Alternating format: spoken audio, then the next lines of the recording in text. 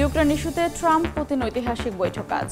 আলাস্কার দিকে তাকিয়ে বিশ্ব, ব্রিটিশ প্রধানমন্ত্রীর দরবারে জেলেনস্কি, ৮৪ যুদ্ধবন্দী বিনিময় মস্কো কিয়েভের। রাশিয়ার সঙ্গে আলোচনা ব্যর্থ হলে নয়াদিল্লির ওপর শুল্কের হার আরও বাড়ানোর হুঁশিয়ারি ওয়াশিংটনের। বাণিজ্য চুক্তির বিরোধিতা করে ভারতে কৃষক শ্রমিকের বিক্ষোভ। এবার বিতর্কিত E1 এলাকায় বসতি নির্মাণ পরিকল্পনার অনুমোদন ইসরায়েলের, নিন্দা জানালো আমিরাত ও কাতার। প্রকল্প থেকে সরে আসার আহ্বান জাতিসংঘের। এবং আকস্মিক বন্যা ও পাহাড়ি ঢলে বিপর্যস্ত জম্মু কাশ্মীর, ৪৬ জনের মরদেহ উদ্ধার, নিখোঁজ অন্তত ২০০। উদ্ধার কাজে যোগ দিয়েছে সেনাবাহিনী, প্রধানমন্ত্রী নরেন্দ্র মোদীর শোক।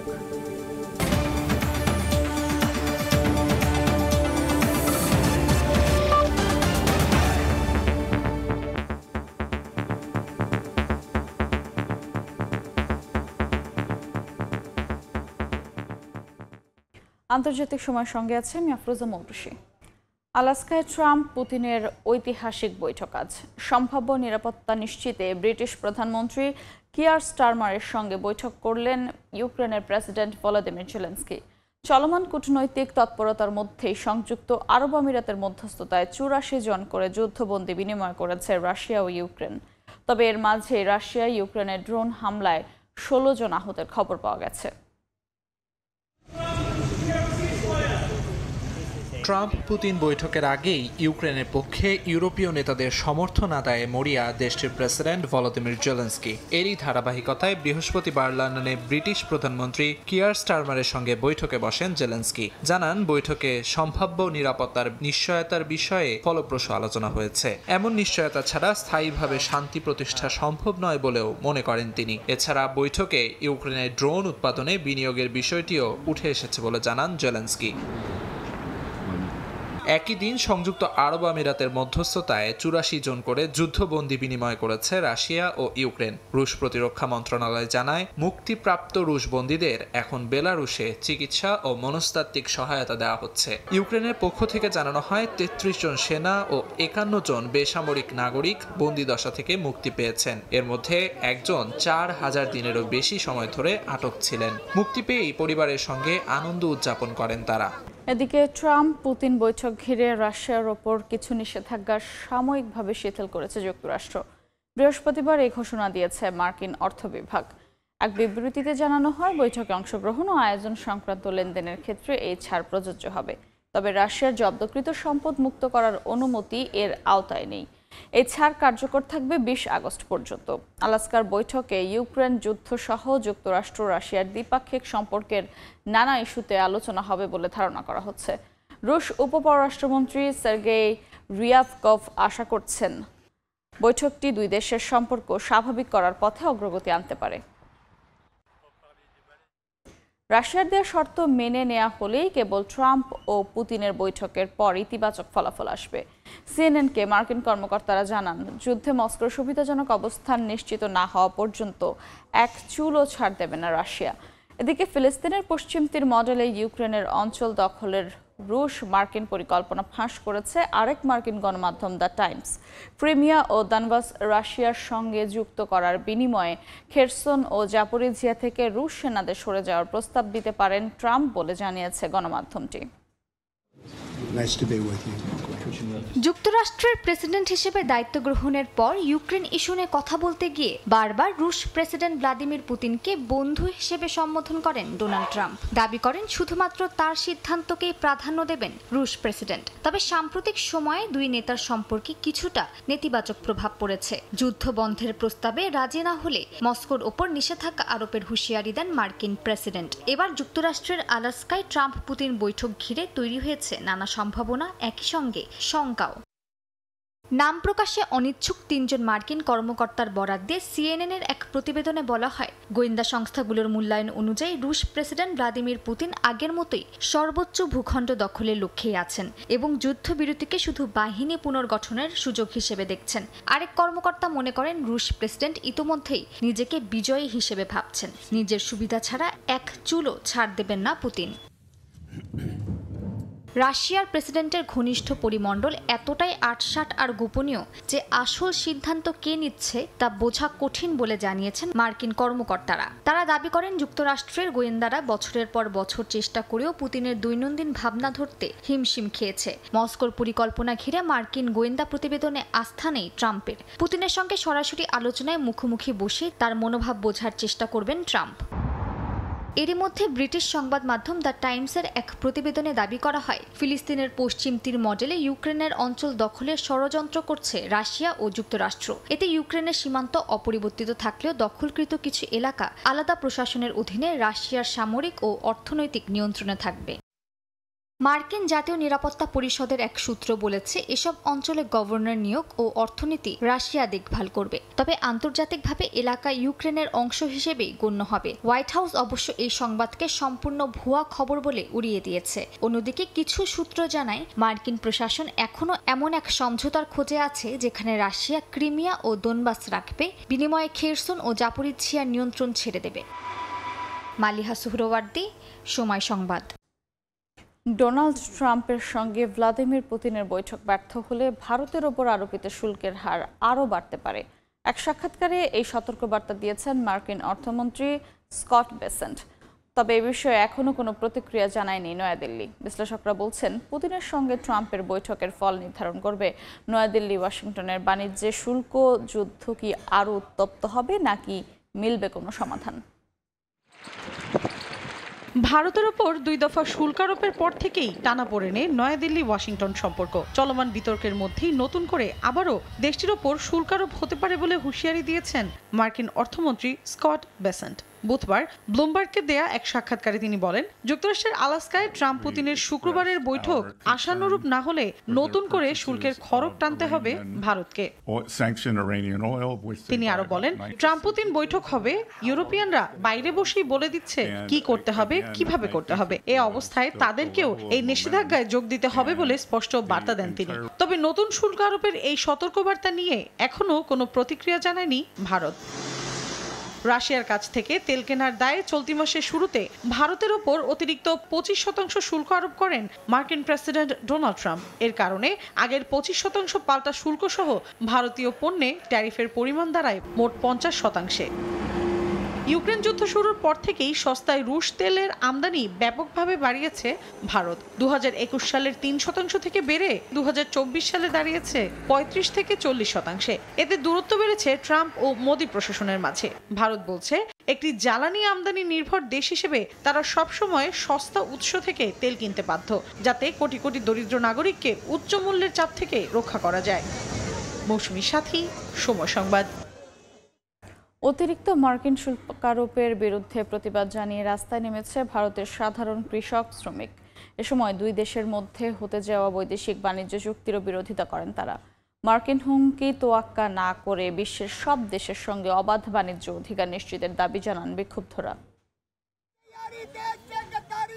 ভারতের ওপর যুক্তরাষ্ট্রের শাস্তিমূলক শুল্ক আরোপের বিরুদ্ধে বুধবার হরিয়ানার রোহতকের রাস্তায় নেমে আসেন কৃষকরা। ছিলেন শ্রমিক সহ কৃষিখাত সংশ্লিষ্ট সংগঠনের নেতাকর্মীরাও। এ সময় যুক্তরাষ্ট্রের অতিরিক্ত শুল্ক আরোপের তীব্র নিন্দা জানিয়ে বিভিন্ন স্লোগান দেন বিক্ষোভকারীরা।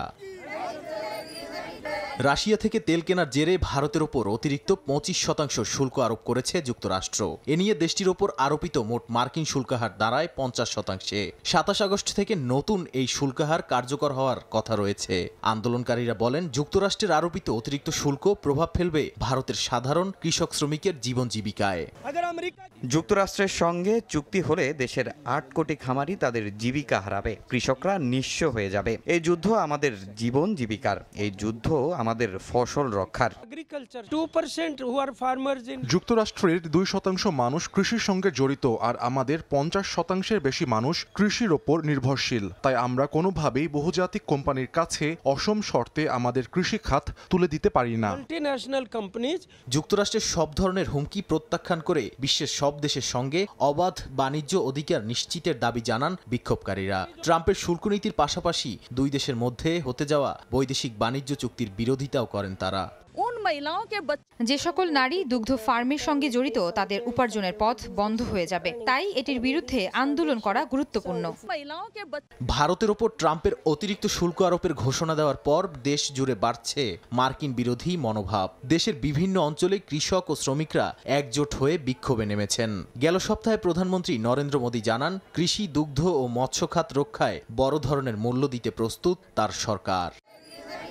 নাদিম মারজান, সময় সংবাদ। ভয়াবহ বন্যার কবলে বিশ্বের বিভিন্ন দেশ। যুক্তরাষ্ট্রের আলাস্কায় হিমবাহ গলে দেখা দিয়েছে বন্যা। মেক্সিকোর ভ্যালি অঞ্চলে ভারী বৃষ্টিতে তলিয়ে গেছে শত শত ঘরবাড়ি। এদিকে চীনের ফুজিয়ান ও গুয়াংডং প্রদেশের উপকূলে ধেয়ে যাচ্ছে শক্তিশালী টাইফুন পদুল। ঘূর্ণিঝড় মোকাবেলায় নেওয়া হয়েছে ব্যাপক প্রস্তুতি। দক্ষিণ কোরিয়ার সিউলে বন্যায় প্রাণ হারিয়েছেন একজন। যুক্তরাষ্ট্রের আলাস্কা অঙ্গরাজ্যের জুনোতে মেন্ডেলহল হিমবাহ থেকে রেকর্ড পরিমাণ বন্যার পানি মেন্ডেলহল নদীতে ঢুকে পড়ে। পানির উচ্চতা পৌঁছায় 16 ফুটেরও বেশি। রাস্তাঘাটে পানি জমলেও বড় কোনো ক্ষতি হয়নি বলে জানায় সংশ্লিষ্ট কর্তৃপক্ষ। এরই মধ্যে সতর্কবার্তা মেনে নিরাপদ আশ্রয়ে গেছেন বহু বাসিন্দা। মেক্সিকোর ভ্যালি অঞ্চলে 3 দিনের টানা বৃষ্টিতে তলিয়ে গেছে নেজাহুয়াল কৈটল শহরতলির শত শত ঘরবাড়ি। এই অবস্থায় নাজেহাল দশা নগরবাসীর। নষ্ট হয় আসবাবপত্র, জামাকাপড়, বৈদ্যুতিক সরঞ্জাম। স্থানীয়রা বলছেন, 1 দশকের বেশি সময় পর এমন ভয়াবহ বন্যার সম্মুখীন হয়েছেন তারা। রেকর্ড ভাঙা এই বৃষ্টিপাত 1952 সালের পর সবচেয়ে বেশি বলে জানিয়েছেন মেক্সিকো সিটির মেয়র। তাইওয়ানে তাণ্ডবের পর চীনের ফুজিয়ান ও গুয়াংডং উপকূলের দিকে ধেয়ে যাচ্ছে শক্তিশালী টাইফুন পদুল। এরই মধ্যে ফুজিয়ানে 15,000-এর বেশি মানুষকে নিরাপদ স্থানে সরিয়ে নেওয়া হয়েছে। বন্ধ রয়েছে ফেরি চলাচল। টাইফুনের প্রভাবে ভারী বৃষ্টির সঙ্গে ভূমিধসের আশঙ্কায় জারি করা হয়েছে সতর্কতা। এর আগে বুধবার দুপুরে ঘন্টায় 191 কিলোমিটার বেগে তাইওয়ান উপকূলে আঘাত হানে টাইফুন পদুল। এদিকে ভারী বৃষ্টির কারণে দক্ষিণ কোরিয়ার রাজধানী সিউলের আশেপাশে আকস্মিক বন্যা দেখা দিয়েছে। প্রাণহানি ও ক্ষয়ক্ষতির আশঙ্কায় 1000-এর বেশি মানুষকে অন্যত্র সরিয়ে নেওয়া হয়েছে। বৃহস্পতিবার সকাল পর্যন্ত সিউল সহ পাজু, ইনচন ও গিম্পোতে 250 থেকে 300 মিলিমিটার বৃষ্টি রেকর্ড করা হয়। বন্যায় ক্ষতিগ্রস্ত হয়েছে শত শত বাড়িঘর। অর্জিতা শেহজিন, সময় সংবাদ। ইউরোপ জুড়ে চলছে ভয়াবহ দাবানলের আগ্রাসী দাপট। ইউ সায়েন্স হাবের যৌথ গবেষণা কেন্দ্রের হিসাব অনুযায়ী চলতি বছর দাবানল গ্রাস করেছে ইউরোপের প্রায় 4,40,000 হেক্টর বনভূমি ও আবাদি জমি। কোথাও বজ্রপাত, আবার কোথাও অগ্নিসংযোগে সৃষ্ট দাবানল নিয়ন্ত্রণে হিমশিম খাচ্ছে দমকল কর্মীরা। তীব্র তাপপ্রবাহ এবং দমকা বাতাসে একের পর এক দাবানল ছড়িয়ে পড়ছে গ্রিস, স্পেন, তুরস্ক সহ ইউরোপের অনেক দেশে। ভয়াবহ দাবানলে পুড়ছে স্পেন। এবার আগুনের ঝুঁকিতে পড়েছে দেশটির উত্তর পশ্চিমাঞ্চলীয় কাস্তিল ও লিওন অঞ্চলের একটি বিশ্ব ঐতিহ্যবাহী রোমান খনি। আঞ্চলিক কর্তৃপক্ষ জানিয়েছে 26টি এলাকার প্রায় 6,000 মানুষকে এরই মধ্যে নিরাপদে সরিয়ে নেওয়া হয়েছে। বেশ কয়েকজনকে দগ্ধ অবস্থায় হাসপাতালে ভর্তি করা হয়েছে। বাড়ছে মৃতের সংখ্যাও। নিহতদের মধ্যে আছেন দমকল কর্মীও। পরিস্থিতি সামাল দিতে ইউরোপীয় ইউনিয়নের কাছে 2টি জলবোমা প্লেন সহ সাহায্যের জন্য অনুরোধ করেছে দেশটি। এদিকে সরকারের পক্ষ থেকে ক্ষতিগ্রস্তদের সহায়তার কথা জানালেও অবহেলার অভিযোগ উত্তরাঞ্চলীয় আবেহেরা দে তাবারার বাসিন্দাদের। জানান, ছোট গ্রামের বাসিন্দা হওয়ায় পর্যাপ্ত সহায়তা পাচ্ছেন না তারা। এর মধ্যেই দেশটির জামোরা প্রদেশে আবর্জনায় অগ্নিসংযোগের অভিযোগে বৃহস্পতিবার এক ব্যক্তিকে গ্রেফতার করেছে পুলিশ। মালাগা প্রদেশে চলতি মাসে 6টি অগ্নিকাণ্ড ঘটানোর অভিযোগে আটক করা হয়েছে আরেকজনকে। গ্রিসেও থামেনি দাবানলের আগ্রাসন। একদিনে নতুন করে আরও 1.5 শতাধিক স্থানে দাবানলের সূত্রপাত ঘটেছে। আগুন ছড়িয়ে পড়েছে জনপ্রিয় আয়োনিয়ান পর্যটন দ্বীপ জানতে ও সেফালোনিয়া এবং চিওসের এজিয়ান দ্বীপে। আগুন নিয়ন্ত্রণে রেকর্ড 18,000 দমকল কর্মী মোতায়েন করেছে দেশটির সরকার। তীব্র দাবদাহ ও প্রবল বাতাসে আগুন নিয়ন্ত্রণ কঠিন হয়ে পড়ছে। মুহূর্তেই দাবানল গ্রাস করছে বসতবাড়ি, কৃষিজমি সহ সবকিছু। পুড়ে ছাই হয়ে গেছে পাত্রাসের উপকণ্ঠ বোজাইতিকা এলাকার 150 বছরের পুরানো জলপাই বাগান। এখনও নিয়ন্ত্রণে আসেনি তুরস্কের মেরসিন প্রদেশের দাবানল। সিলিফকে জেলার 6টি গ্রাম ও 5টি হ্যামলেট পুরোপুরি খালি করা হয়েছে। পৌর কর্তৃপক্ষ বলছে 2 গ্রামে 70% ঘরবাড়ি পুড়ে গেছে। অস্থায়ী আশ্রয়ে রাখা হয়েছে 190 জনকে। প্রবল বাতাস ও শুষ্ক আবহাওয়ায় আগুন নেভানো কঠিন হয়ে পড়ছে বলে জানিয়েছেন স্থানীয় মেয়র ভাহাব সেচের। হেলিকপ্টার থেকে পানি ফেলে আগুন নিয়ন্ত্রণের চেষ্টা চালাচ্ছে দমকল কর্মীরা। আমিরুল ইসলাম আলিফ, সময় সংবাদ। বিজ্ঞান ও গবেষণা বিষয়ে আগ্রহ তৈরি করতে তরুণ শিক্ষার্থীদের নিয়ে পারমাণবিক শক্তিচালিত আইস ব্রেকার জাহাজে করে উত্তর মেরু অভিযানের আয়োজন করেছে রাশিয়ার পারমাণবিক শক্তি সংস্থা রোসাটম। আইস ব্রেকারটির নাম 50 লেট পবেদি। এই জাহাজের সঙ্গে জড়িয়ে রয়েছে দ্বিতীয় বিশ্বযুদ্ধে মস্কোর সাহসিকতার ইতিহাস। রাশিয়ার মুরমানস্ক থেকে বিস্তারিত জানাচ্ছেন রাইসা জান্নাত। একটি পারমাণবিক আইসব্রেকারে হেলিপ্যাড, সুইমিং পুল, জিমনেশিয়াম, যাত্রীদের জন্য আধুনিক সুবিধা কি নেই? রাশিয়ার পারমাণবিক শক্তিচালিত আইসব্রেকার 50 লেট পবেদি বিশ্বের সবচেয়ে শক্তিশালী ও আধুনিক আইসব্রেকারগুলোর মধ্যে একটি। এটি আর্কটিকা শ্রেণীর 7ম আইসব্রেকার এবং সোভিয়েত পারমাণবিক আইসব্রেকার ফ্লিটের একটি গুরুত্বপূর্ণ অংশ। জাহাজটি দ্বিতীয় বিশ্বযুদ্ধে সোভিয়েত ইউনিয়নের বিজয়ের 50তম বার্ষিকী উদযাপনের জন্য নামকরণ করা হয়েছে। এর নির্মাতা বাল্টিক শিপইয়ার্ড। 1993 সালে প্রথম ভাসানো হয়, কিন্তু নির্মাণ কাজ দেরি হওয়ায় 2007 সাল থেকে 14 বছর পর এটি সম্পূর্ণরূপে চালু হয়। এর দৈর্ঘ্য প্রায় 160 মিটারের কাছাকাছি, প্রস্থ 30 মিটার, ওজন 25,000 টন। এর 2টি পারমাণবিক রিঅ্যাক্টর রয়েছে, প্রতিটি 171 মেগাওয়াট। সর্বোচ্চ গতি 21.4 নটিক্যাল মাইল। 2.8 মিটার পুরো বরফ ভাঙতে সক্ষম এই আইস ব্রেকার জাহাজটি। এটি পারমাণবিক শক্তি ব্যবহার করে চলে, তাই প্রতি 5 থেকে 7 বছরে একবার রিঅ্যাক্টর রিফুয়েল করা হয়। উত্তর মেরুতে ক্রুজ শিপ হিসেবে কাজ করে 2013 সাল থেকে।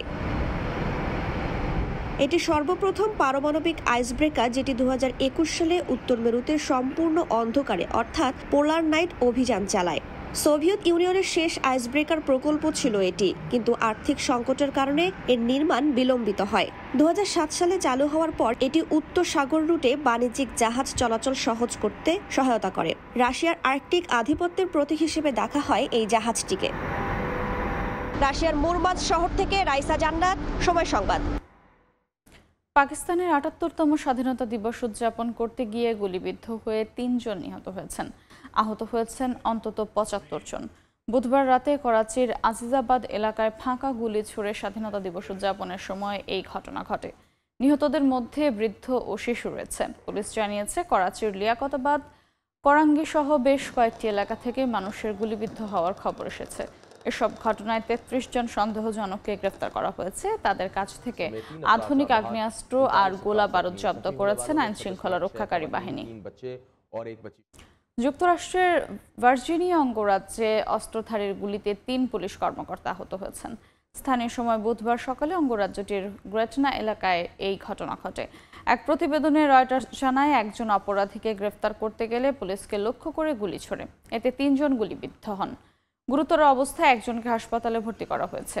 গুলির পর ঘটনাস্থলে বিপুল পুলিশ, চিকিৎসক ও দমকল সদস্য পৌঁছান। দীর্ঘ চেষ্টার পর অস্ত্রধারীকে গ্রেফতার করতে সক্ষম হয় পুলিশ। তার বিরুদ্ধে গুরুতর অভিযোগ আনা হবে বলে জানিয়েছে স্থানীয় কর্তৃপক্ষ। মধ্যপ্রাচ্যের দেশ সংযুক্ত আরব আমিরাতের আজমানে বাংলাদেশের গার্মেন্টস শিল্পের সবচেয়ে বড় বাজার গড়ে উঠলেও কন্টেইনার জটিলতার কারণে চরম দুর্ভোগে প্রায় 2000 ব্যবসা প্রতিষ্ঠান।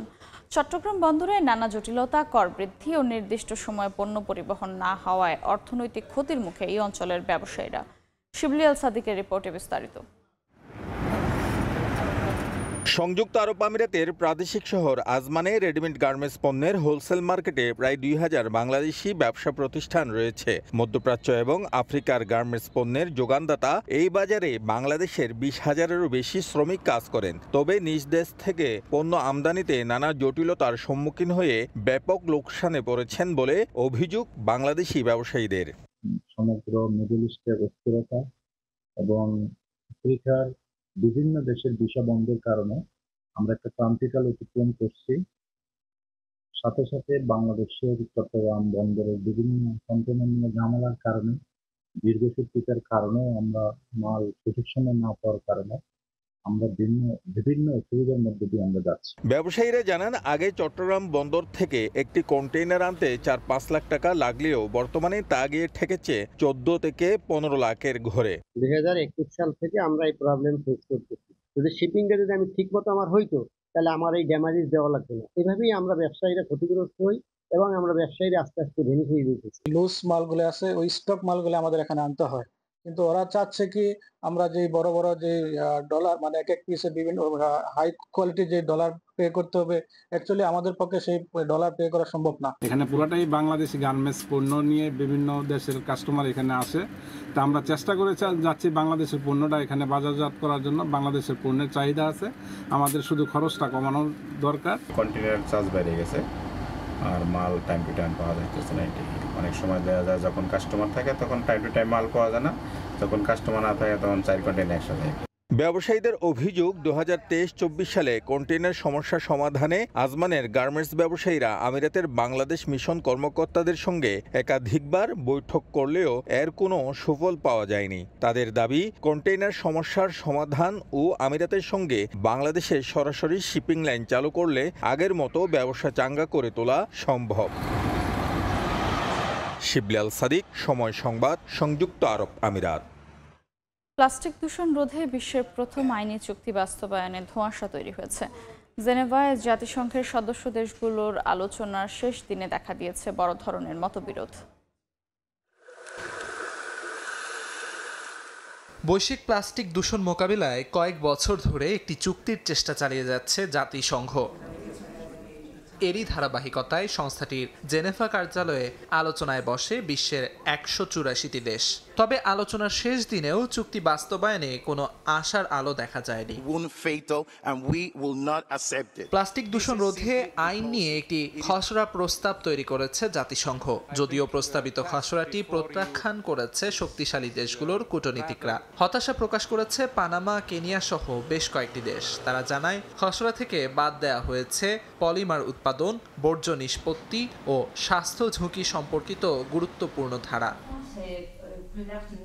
প্রধান মতপার্থক্য এখনো রয়েই গেছে। তেল উৎপাদনকারী দেশগুলো পেট্রোলিয়াম, কয়লা ও গ্যাস থেকে তৈরি নতুন প্লাস্টিকের উৎপাদনে সীমাবদ্ধতা চায় না। তবে ইউরোপীয় ইউনিয়ন ও ছোট দ্বীপ রাষ্ট্রসহ উচ্চাভিলাষী গোষ্ঠী নতুন প্লাস্টিক উৎপাদনে সীমাবদ্ধতা, প্লাস্টিক পণ্য ও ক্ষতিকর রাসায়নিকের ওপর কঠোর নিয়ন্ত্রণ চায়।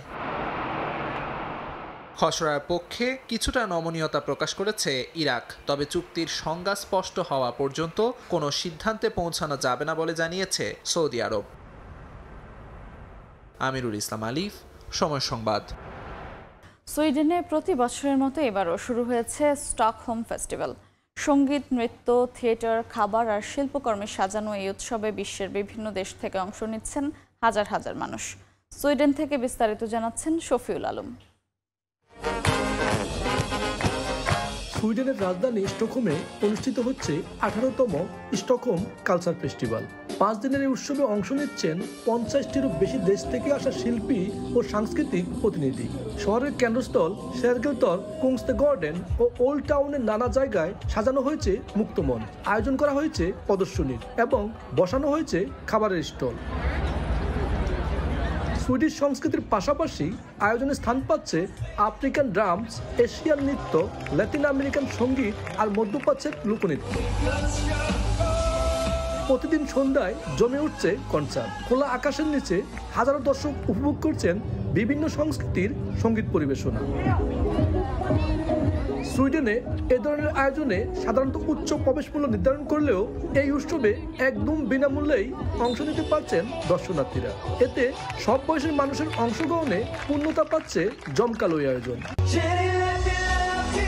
স্টকহোম কালচার ফেস্টিভ্যালের মধ্য দিয়ে সুইডেনের রাজধানী সেজেছে বর্ণিল সাজে। উৎসবের নানা রং, নানা সুর আর গল্পে প্রাণবন্ত এ শহর পরিণত হয়েছে বিভিন্ন সংস্কৃতির মিলন মেলায়। শফিউল আলম, সময় সংবাদ, সুইডেন। আন্তর্জাতিক সময় শীর্ষ সংবাদ জানিয়ে দিচ্ছে আরেকবার। ইউক্রেন ইস্যুতে ট্রাম্প পুতিন ঐতিহাসিক বৈঠক আজ। আলাস্কার দিকে তাকিয়ে বিশ্ব। ব্রিটিশ প্রধানমন্ত্রীর দরবারে জেলেনস্কি। 84 যুদ্ধবন্দী বিনিময় মস্কো কিয়েভের। এবার বিতর্কিত ই1 এলাকায় বসতি নির্মাণের পরিকল্পনার অনুমোদন ইসরায়েলের নিন্দা জানালো আমিরাত ও কাতার। প্রকল্প থেকে সরে আসার আহ্বান জাতিসংঘের। এবং আকস্মিক বন্যা ও পাহাড়ি ঢলে বিপর্যস্ত জম্মু কাশ্মীর, 46 জনের মরদেহ উদ্ধার, নিখোঁজ অন্তত 200। উদ্ধার কাজে যোগ দিয়েছে সেনাবাহিনী। প্রধানমন্ত্রী নরেন্দ্র মোদীর শোক।